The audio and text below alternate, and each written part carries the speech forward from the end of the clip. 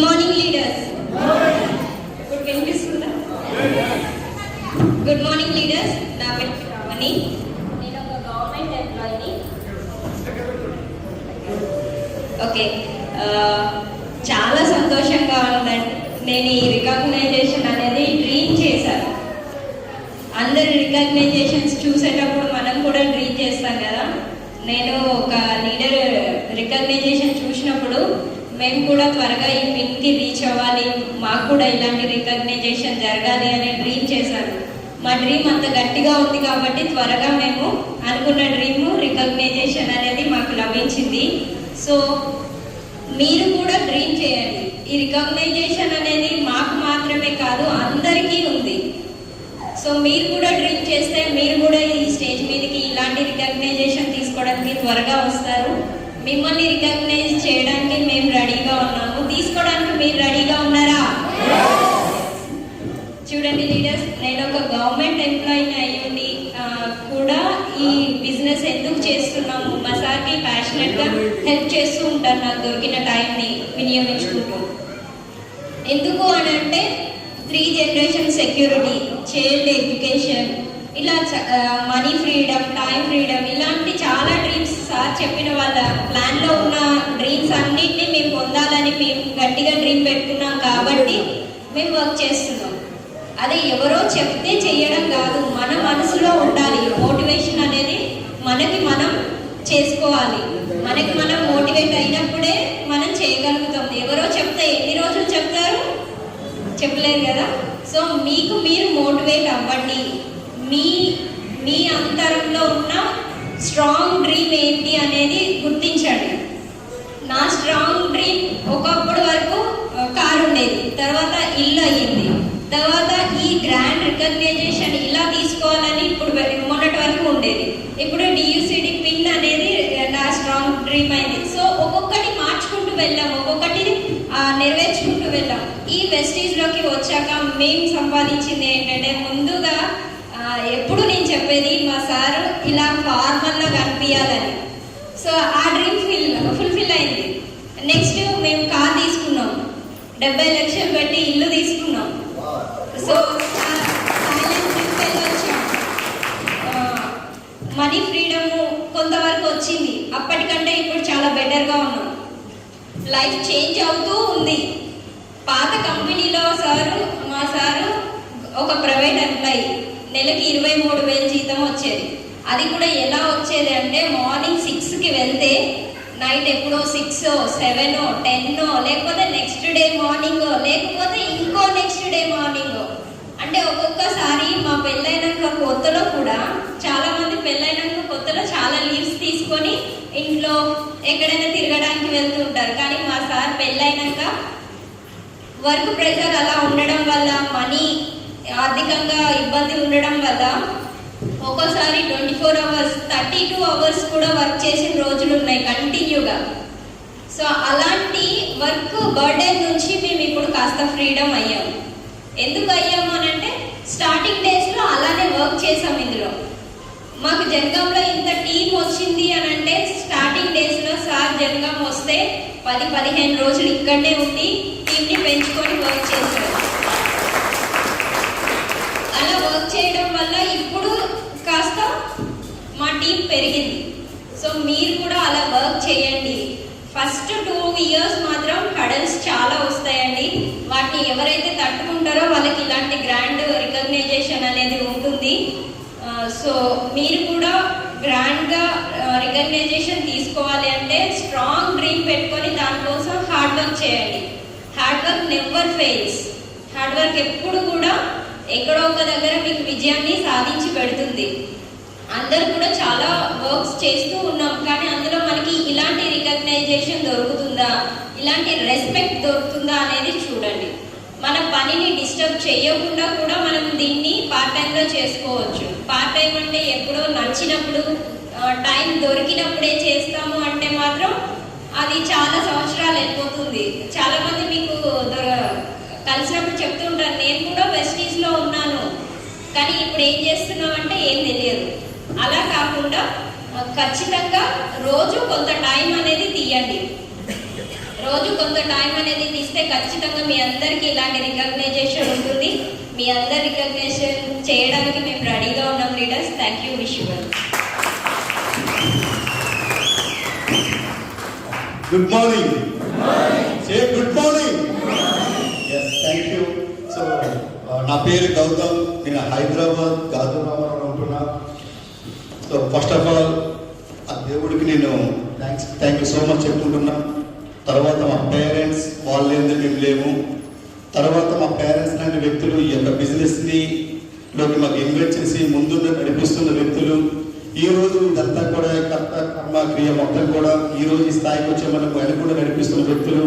So our great mentor, so our apply fastest DUCD, south ఇండియాలోనే highest so earner, అన్నింటిలో చూసుకున్నట్టయితే so one of the best quality పరంగా చూసుకున్నా కానీ, ethics పరంగా చూసుకున్నా కానీ ఆ వ్యక్తి, ఆ దంపతులు ఎవరో కాదు, మా grand appliances, our great appliances Purushottam Das sir and Purnima madam garu.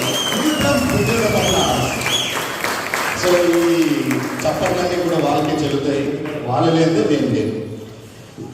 So thank you. ఎందుకంటే నా జీవితంలో ఇటువంటి రోజు వస్తుందని నేను ఎప్పుడు కూడా అనుకోలేదు. So only possible wastage and winning team that to Das sir organisation. So once again give them big round of applause. So already మా గురించి మా మేడం గారు అన్నీ చెప్పడం జరిగింది. సో కష్టే ఫలితం, మనం కష్టపడితే ఫలితం వల్ల 100% వస్తుంది. సో నేను ఎప్పుడూ చెప్తా ఉంటాను, మా ఇంటి దగ్గర నుండి జనగంకి 120 కిలోమీటర్లు. సో మా ఇంటి దగ్గర బస్సు ఎక్కినా, జనగం బస్సు కానీ కరెక్ట్గా జనగం బస్సు ఎక్కానంటే 100% నేను జనగం రీచ్ అవుతాను. కానీ జనగం రీచ్ అయ్యే, అది డెస్టినీ రీచ్ అయ్యేంత వరకు నేను దిక్కుండా మధ్యలో ఉండాలి. మధ్యలో ఎక్కడైనా దిగాను అనుకోండి, డెస్టినీ రీచ్ అవుతానా? లేదు కదా. అక్కడ మనం ఆ బస్సులో ఎక్కేటప్పుడు ఎవరి మీద బిలీవ్ చేస్తామంటే మన డ్రైవర్ మీద బిలీవ్ చేస్తాం, అవునా కదా? డ్రైవర్ని నమ్ముకుని ముందుకెళ్తే డ్రైవర్ మన సురక్షంగా ఇక్కడ రీచ్ చేస్తారు. అదేవిధంగా ఒక 3.5 సంవత్సరాల కిందట నేను Das sir and Purna madam గారి యొక్క చేతులు పట్టుకుంటూ వాళ్ళ అడుగుజాడలో వాళ్ళు చెప్పింది చెప్తుంటూ నేను ముందుకెళ్ళడం వల్ల వాళ్ళు ఈ రోజు నాకు ఈ స్థాయిని నిలబెట్టడం జరిగింది. అందు గురించి ఇక్కడ మనందరం తెలుసుకోవాల్సింది ఒకటి, ఇక్కడ సక్సెస్ అవ్వాలంటే ఇన్నోసెన్స్ ఉండాలి. ఇన్నోసెన్స్, అదేవిధంగా అప్లై మీద నమ్మకం ఉండాలి. ఏ తల్లిదండ్రులు ప్రతి ఒక్క బిడ్డలు కొడుకులు బాగుండాలని కోరుకుంటారు, అవునా కాదా? మన తల్లిదండ్రులు మనం బాగుండాలని కోరుకుంటాం, మన పిల్లలు బాగుండాలని కోరుకుంటాం. ఏ తల్లిదండ్రులు కూడా పిల్లలు బాగుండొద్దు అని ఎవరు కోరుకునే వ్యక్తులు ఈ భూప్రపంచంలో ఎవరు ఉంటారు నేను అనుకుంటున్నాను. అటువంటి తల్లిదండ్రులకి మనం బాగుంటే చూడాలని అనిపిస్తారు, కానీ బాగుపరిచే అవకాశాలు వాళ్ళ దగ్గర లేవు. కానీ తల్లిదండ్రుల తర్వాత తల్లిదండ్రులు లాంటి వ్యక్తులు ఎవరైనా ఉన్నారని మన ఎదుగుదల కోరే వ్యక్తులు వాళ్ళ పిల్లల గురించి ఆలోచిస్తారో లేదో తెలియదు, కానీ వాళ్ళ డెవలప్మెంట్స్ గురించి ఎదురుగా అంతగా ఆలోచించే వ్యక్తులు మనకి లేదు. ఫ్రెండ్స్, ఓకే, నా ఫ్రెండ్స్, నేను చాలా అదృష్టంగా ఫీల్ అవుతూ ఉంటాను. ఎందుకంటే నేను 2020లో ఫస్ట్ టైం ఎఫ్ఆర్ఏ మీటింగ్ వెళ్ళేటప్పుడు ఒక క్రౌన్ డైరెక్టర్ దగ్గర మీట్ అవ్వాలన్నా చాలా ఇబ్బందులు ఫీల్ అయ్యేవాళ్ళం. యూసీడీ దగ్గరికి వెళ్ళాలన్నా కానీ కలిసే ప్రసక్తి లేదు. అటువంటి డియూసీడీ అంటే గగనం. కానీ మా గ్రేట్ అప్లై, మా ఇమీడియట్ అప్లై డియూసీడీ దట్టు మన 4 కోట్ల జనాభాలో 4 కోట్ల యాక్టివ్ ఉన్న డిస్ట్రిబ్యూటర్లో 41 మందిలో ఒక వ్యక్తి పురుషోత్తం దాసరి ఉన్నారు. నేను ఎందుకు చెప్తున్నానంటే అప్లై లేనిదే మనం లేదు, తల్లిదండ్రులు లేనిదే మనం లేదు, అవునా కదా? రైట్. సో అప్లైన్ ఏది చెప్పినా అది మన మంచి గురించి మాత్రమే చెప్తారు. కొన్ని సందర్భాల్లో అప్లైన్ మనకి ఏదో చెప్తే కొన్ని బాధాకరంగా అనిపిస్తుంటాయి, కొన్ని కఠినంగా అనిపిస్తుంటాయి, అవునా కదా? నేను కూడా ఎన్నోసార్లు సారీ సార్ సభాముఖంగా తెలియజేస్తున్నా, ఎన్నోసార్లు నేను కూడా తిట్టుకున్న రోజులు ఉన్నాయి. సావ కొడుతున్నాడు ఇద్దరు నాయన పొద్దున ఫోన్ చేసి అనుకున్న రోజులు ఉన్నాయి. పొద్దున జూమ్ మీటింగ్కి ఫోన్ చేస్తూ ఉంటే పక్కన చూసుకుని పక్కన ఫోన్ ఆఫ్ చేసి తర్వాత మా మేడం గారు డ్రాప్ చేసేటప్పుడు ఫోన్ చేసి సార్ కాల్ చేసినట్లుగా ఉంది, నేను చూసుకోలేదు సార్, సైలెంట్ ఉంది, ఇది సార్ నేను చెప్పాను. అప్పుడు నేను అనుకున్నది ఏంటంటే సార్ నా కోసం కాదు అతని కోసం నడుబరిచి పశువు చేయాలని ట్రై చేస్తుండేమని అనుకున్నా. కానీ నా గురించి ఎంత రికగ్నైజేషన్, ఈ విధంగా కార్లు, ఇల్లులు, బంగ్లాలు, థైలాండ్ ట్రిప్పులు, గోవాలు ఇవన్నీ కూడా సో అది దానికి చిన్న ఎగ్జాంపుల్. ప్రతి ఒక్కరు కూడా అంటే అప్లై గురించి ఎందుకు చెప్తుందంటే మన బిజినెస్ పీవీలు వస్తున్నాయి డౌన్ లైన్స్ నుండి, కానీ నడిపిస్తుంది అప్లై. మీరు ప్రతి ఒక్కరు కూడా ఎంతమంది పిల్లలు ఉన్నారండి? ఎంతమంది పిల్లలు ఉన్నారు? అందరికి ఉన్నారు కదా. చిన్నప్పుడు తినేటప్పుడు వాళ్ళు తినడానికి ట్రై చేస్తూ ఉంటారు, తినని చెప్తూ ఉంటారు, కసురుకుంటుంటారు, ఇసురుకుంటుంటారు, ఏడుస్తుంటారు. అయినా మీరు వదులుతారా?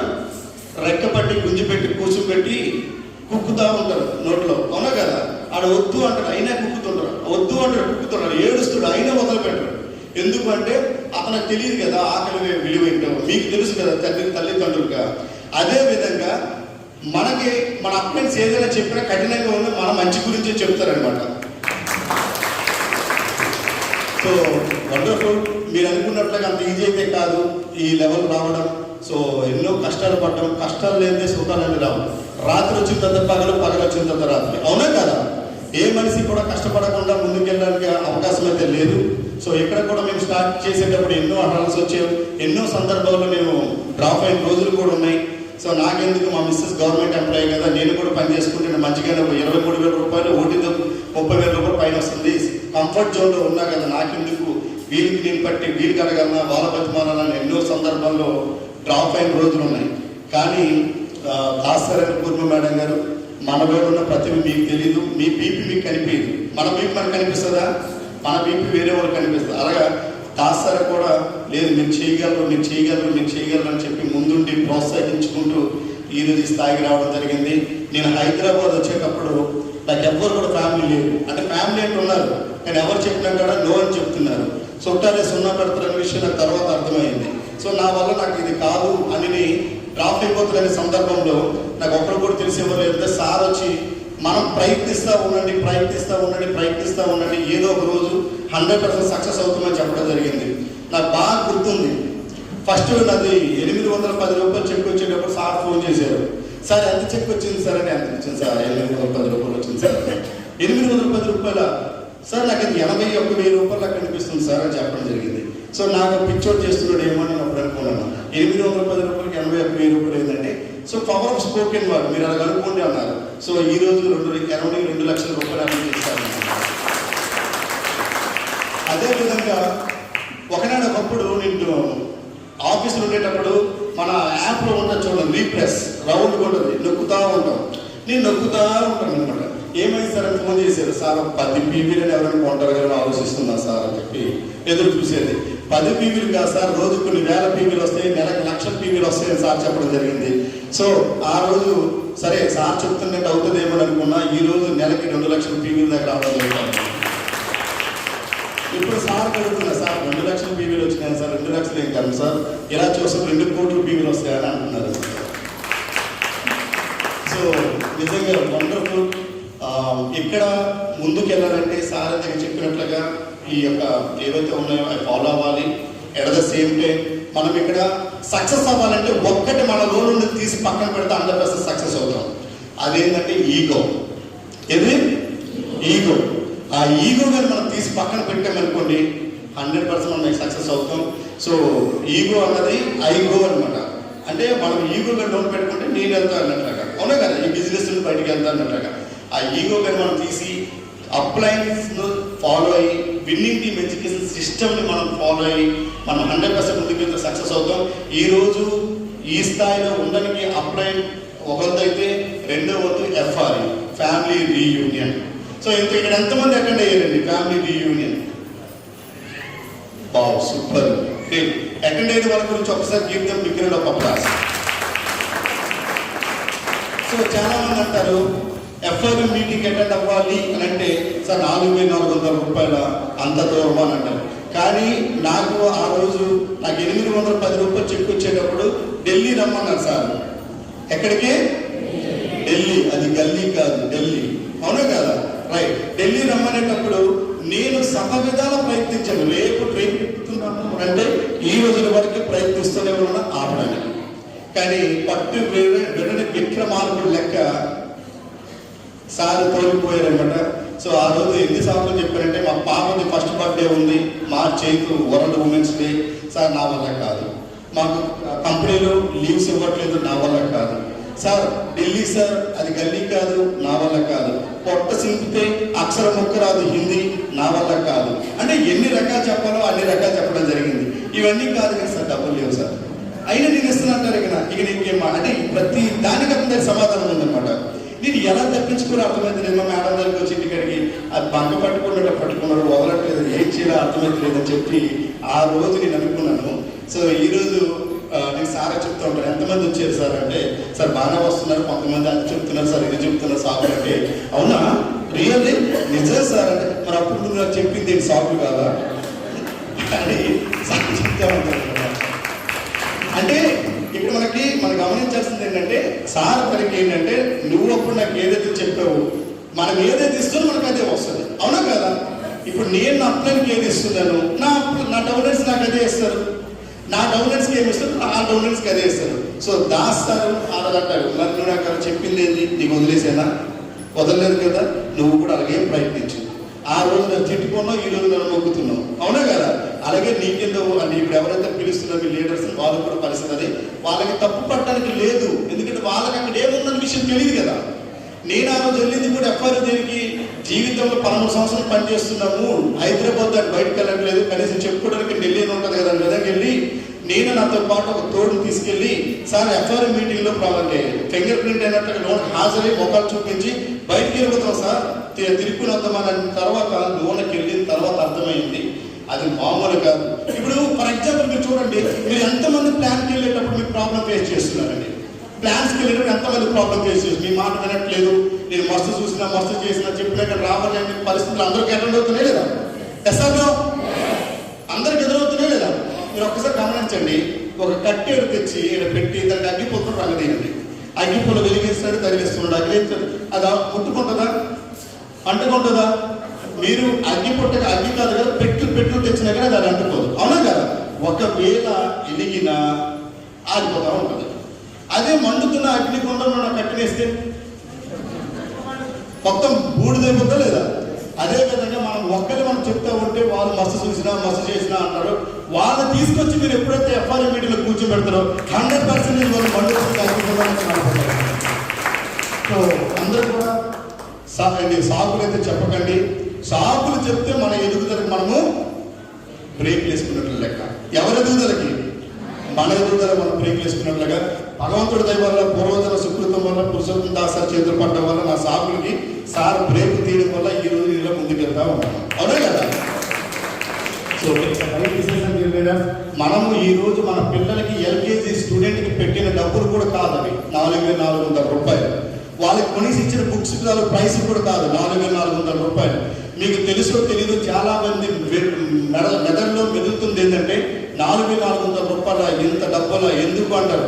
మనము కూర్చున్న కుర్చీకి రోజుకి విన్నింగ్ టీం కడుతున్న పైసలు వచ్చి 1,200 రూపాయలు ఒక రోజుకి. మనకు హాల్ మనం అమౌంట్ తీసుకున్నాం అంటే 3 రోజులకు ఇంచుమించు చేస్తే 3,600 రూపాయలు అక్కడే పోయింది.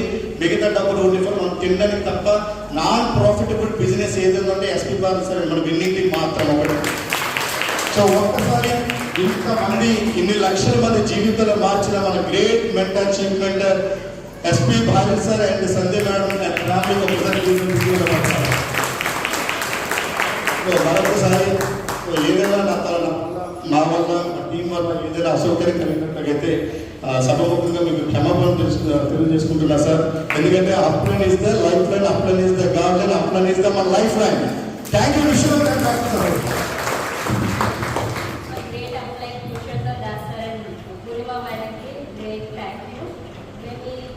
సార్. ఇలా ఉన్నామంటే మీ కారణంగానే.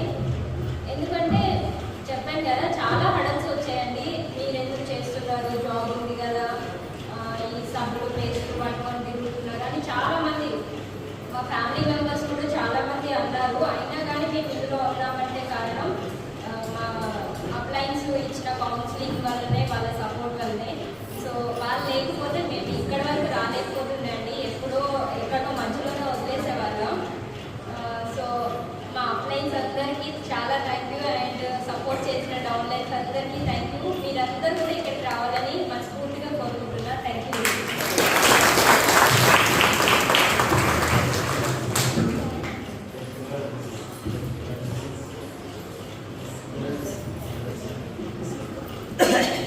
Yes, are you ready? Yes. So, sir ki madam se get a big round of applause. And so let it go naina. So let it go naina. Kavala? What? So let it go. మీకు sugar ఉందా? లేదు కదా. So ఇంకో లడ్డు పిలుస్తాను నేను. So ఇంకో brand ECD. So ఒకసారి ఆ ప్లాన్ చేద్దాం.